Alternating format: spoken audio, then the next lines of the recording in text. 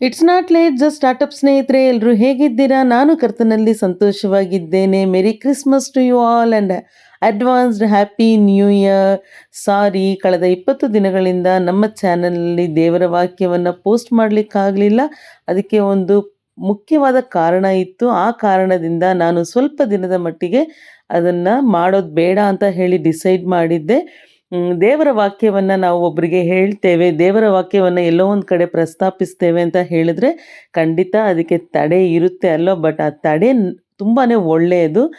ನಾನು ಕೂಡ ಆ ತಡೆಯನ್ನು ನೋಡಿ ತುಂಬಾ ಸ್ವಲ್ಪ ಕಷ್ಟ ಆಯಿತು ಮನಸ್ಸಿಗೆ. ಆದರೂ ಕೂಡ ಈ ಒಂದು ವಿಷಯವನ್ನು ನನಗೆ ಹೇಳಿಕೊಟ್ಟಿದ್ದು ದೇವರು, ಇದನ್ನು ಮಾಡಿ ಅಂತ ಹೇಳಿ ನನಗೆ ಪ್ರೇರೇಪಿಸಿದ್ದು ದೇವರಾಗಿರೋದ್ರಿಂದ ದೇವರಿಗೆ ಒಪ್ಪಿಸಿಕೊಟ್ಟು ಮತ್ತೆ ನಾನು it's not late just startup ಅಂತ ಹೇಳಿ ನನಗೆ ನಾನೇ ಹೇಳಿಕೊಂಡು ಸ್ಟಾರ್ಟ್ ಮಾಡಿದ್ದೇನೆ. ಇನ್ನು ಮುಂದೆ ಯಾವುದೇ ಕಾರಣಕ್ಕಾಗಿಯೂ ಕೂಡ ಈ ಒಂದು ದೇವರ ವಾಕ್ಯವನ್ನು ನಾವು ಬೆಳಿಗ್ಗೆ ಪ್ರತಿದಿನ 6 ಗಂಟೆಗೆ ಧ್ಯಾನ ಮಾಡುವುದರಲ್ಲಿ ಅಡೆತಡೆಗಳು ಇರಬಾರ್ದು ಅಂತ ಹೇಳಿ ನೀವು ಕೂಡ ನನಗಾಗಿ ಪ್ರಾರ್ಥನೆ ಮಾಡಿ. ಇನ್ನು ಮುಂದೆ ಪ್ರತಿದಿನ ಬೆಳಿಗ್ಗೆ 6 ಗಂಟೆಗೆ ನಮ್ಮ ಚಾನಲಲ್ಲಿ ದೇವರ ವಾಕ್ಯವನ್ನು ಅಪ್ಲೋಡ್ ಮಾಡಿರ್ತೇನೆ. ನೋಡುವಂತರಾಗಿ ದೇವರ ಆಶೀರ್ವಾದವನ್ನು, ಕೃಪೆಯನ್ನು ಪ್ರತಿದಿನ ಹೊಸದಾಗಿ ಹೊಂದಿಕೊಳ್ಳ್ರಿ. ನಾವು ಲಾಸ್ಟಾಗಿ 103ನೇ ಕೀರ್ತನೆಯನ್ನು ಧ್ಯಾನ ಮಾಡಿದ್ವು. ಈ ದಿನ ನಾವು ಕೀರ್ತನೆಯ 104ನೇ ಭಾಗವನ್ನು ಧ್ಯಾನ ಮಾಡುವಂತರಾಗೋಣ. ಕೀರ್ತನೆಗಳು 104.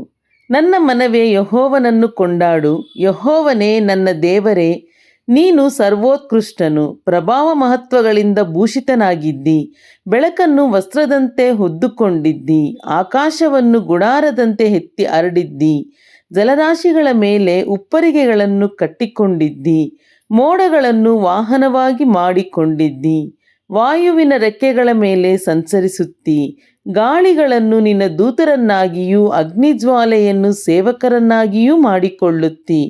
ಭೂಮಿಯು ಯುಗಯುಗಾಂತರಕ್ಕೂ ಕದಲದ ಹಾಗೆ ಅದನ್ನು ದೃಢವಾದ ಅಸ್ತಿವಾರದ ಮೇಲೆ ಸ್ಥಾಪಿಸಿದ್ದಿ. ನೀನು ಅದನ್ನು ಆದಿಸಾಗರವೆಂಬ ವಸ್ತ್ರದಿಂದ ಹೊದಿಸಿದ್ದಿ. ನೀರು ಪರ್ವತಗಳನ್ನು ಮುಚ್ಚಿಬಿಟ್ಟಿತ್ತು, ನೀನು ಗದರಿಸಲು ಅದು ಓಡಿ ಹೋಯಿತು. ನಿನ್ನ ಗರ್ಜನೆಗೆ ಹೆದರಿ ನೀನು ನೇಮಿಸಿದ ಸ್ಥಳಕ್ಕೆ ಹೋಗಲು ಪರ್ವತಗಳು ಎದ್ದವು, ತಗ್ಗುಗಳು ಇಳಿದವು.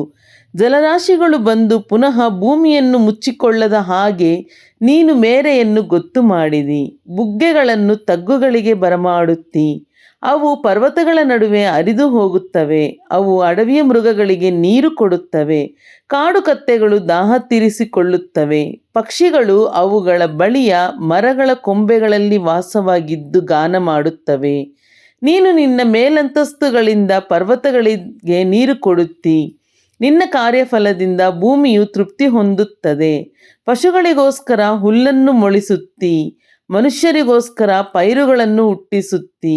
ಅವರು ಭೂ ವ್ಯವಸಾಯ ಮಾಡಿ ಆಹಾರವನ್ನು, ಹೃದಯಾನಂದಕರವಾದ ದ್ರಾಕ್ಷಾರಸವನ್ನು, ಮುಖಕ್ಕೆ ಕಾಂತಿಯನ್ನುಂಟು ಮಾಡುವ ಎಣ್ಣೆಯನ್ನು, ಪ್ರಾಣಾಧಾರವಾದ ರೊಟ್ಟಿಯನ್ನು ಸಂಪಾದಿಸಿಕೊಳ್ಳುತ್ತಾರೆ. ಯೆಹೋವನು ನೆಟ್ಟ ಮರಗಳಾದ ಲೆಬನೋನಿನ ದೇವದಾರು ವೃಕ್ಷಗಳಿಗೆ ಬೇಕಾದಷ್ಟು ಜಲವಿರುತ್ತದೆ. ಪಕ್ಷಿಗಳು ಅವುಗಳಲ್ಲಿ ಗೂಡು ಕಟ್ಟಿಕೊಳ್ಳುತ್ತವೆ. ತುರಾಯಿ ಮರಗಳಲ್ಲಿ ಬಕಪಕ್ಷಿಗಳು ವಾಸಿಸುತ್ತವೆ. ಕಾಡು ಕುರಿಗಳಿಗೆ ಉನ್ನತವಾದ ಪರ್ವತಗಳು, ಬೆಟ್ಟದ ಮೊಲಗಳಿಗೆ ಬಂಡೆಗಳು ಆಶ್ರಯ ಸ್ಥಾನಗಳಾಗಿವೆ. ವಿಶೇಷ ಕಾಲಗಳ ಸೂಚನೆಗಾಗಿ ಚಂದ್ರನನ್ನು ನಿರ್ಮಿಸಿದ್ದಿ. ಸೂರ್ಯನು ತನ್ನ ಅಸ್ತಮಾನ ಸಮಯವನ್ನು ಬಲ್ಲನು. ನೀನು ಕತ್ತಲೆಯನ್ನು ಬರಮಾಡಲು ರಾತ್ರಿಯಾಗುತ್ತದೆ, ಆಗ ಕಾಡಿನ ಮೃಗಗಳೆಲ್ಲ ಹೊರಬರುತ್ತವೆ. ಪ್ರಾಯದ ಸಿಂಹಗಳು ಬೇಟೆಗಾಗಿ ಗರ್ಜಿಸುತ್ತವೆ, ದೇವರಿಂದ ಆಹಾರವನ್ನು ಕೇಳಿಕೊಳ್ಳುತ್ತವೆ. ಸೂರ್ಯೋದಯವಾಗಲು ಅವು ಬಂದು ತಮ್ಮ ಗವಿಗಳಲ್ಲಿ ಮಲಗಿಕೊಳ್ಳುತ್ತವೆ. ಮನುಷ್ಯನು ತನ್ನ ಕೆಲಸಕ್ಕೆ ಹೊರಟು ಹೋಗುತ್ತಾನೆ, ಸಾಯಂಕಾಲದವರೆಗೆ ದುಡಿಯುತ್ತಾನೆ. ಯೆಹೋವನೇ, ನಿನ್ನ ಕೈ ಕೆಲಸಗಳು ಎಷ್ಟೋ ವಿಧವಾಗಿವೆ, ಅವುಗಳನ್ನೆಲ್ಲ ಜ್ಞಾನದಿಂದಲೇ ಮಾಡಿದ್ದಿ. ಭೂಲೋಕವು ನಿನ್ನ ಆಸ್ತಿಯಿಂದ ತುಂಬಿ ಇರುತ್ತದೆ. ಈಗೋ ಬಹು ವಿಶಾಲವಾದ ಸಮುದ್ರವು, ಅದರೊಳಗೆ ಲೆಕ್ಕವಿಲ್ಲದಷ್ಟು ಸಣ್ಣ ದೊಡ್ಡ ಜೀವಜಂತುಗಳು ಚಲಿಸುತ್ತಿರುತ್ತವೆ.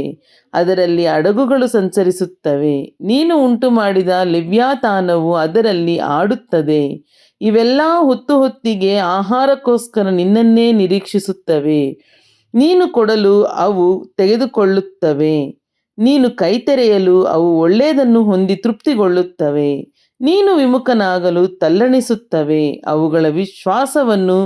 ಅವುಗಳ ಶ್ವಾಸವನ್ನು ತೆಗೆದುಕೊಳ್ಳಲು ಅವು ಸತ್ತು ತಿರುಗಿ ಮಣ್ಣಿಗೆ ಸೇರುತ್ತವೆ. ನೀನು ಜೀವಶ್ವಾಸವನ್ನು ಊದಲು ಅವು ಹೊಸದಾಗಿ ಹುಟ್ಟುತ್ತವೆ. ಭೂಮಿಯನ್ನು ನೂತನಪಡಿಸುತ್ತಿರುತ್ತೀ. ಯೆಹೋವನ ಮಹಿಮೆಯು ಸದಾಕಾಲವೂ ಇರಲಿ. ಯೆಹೋವನಿಗೆ ಆತನ ಸೃಷ್ಟಿಗಳಿಂದ ಸಂತೋಷವಾಗಲಿ. ಆತನು ದೃಷ್ಟಿಸಿದ ಮಾತ್ರದಿಂದಲೇ ಭೂಮಿಯು ಕಂಪಿಸುತ್ತದೆ.